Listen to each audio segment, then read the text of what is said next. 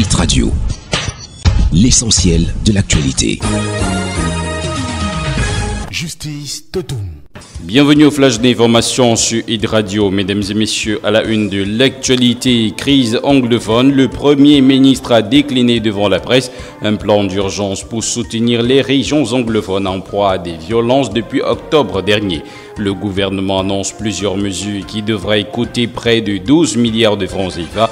L'annonce de ce plan d'urgence était aussi l'occasion pour le gouvernement de pointer du doigt les violences commises, selon Yaoundé, par les séparatistes anglophones.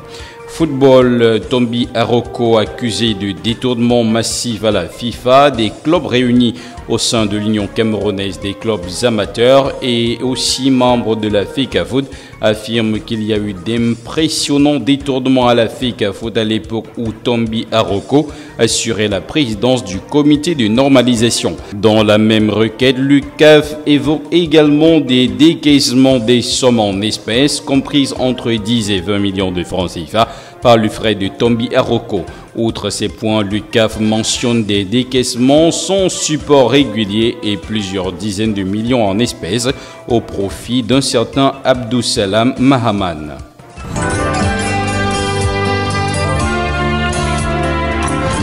L'actualité internationale.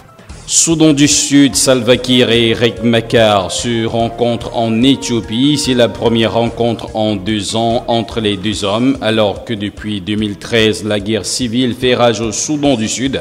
Le président sud-soudanais et son principal opposant se sont entretenus mercredi à Addis Abeba. Un face-à-face en compagnie du premier ministre éthiopien Abiy Ahmed, qui préside l'IGAD, autorité sous-régionale médiatrice de la crise sud-soudanaise.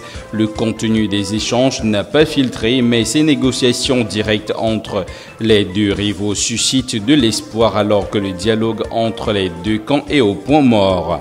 En République centrafricaine, le champion de tennis Boris Becker, poursuivi par la justice britannique, a évoqué la semaine dernière l'immunité diplomatique pour tenter de mettre fin à la procédure de faillite. Depuis avril, l'ancienne star mondiale du tennis affirme avoir été nommé attaché diplomatique de la République centrafricaine auprès de l'Union européenne par le président Touadéra en personne et brandit un passeport diplomatique. Le problème malheureusement est que les autorités centrafricaines démentent cette version.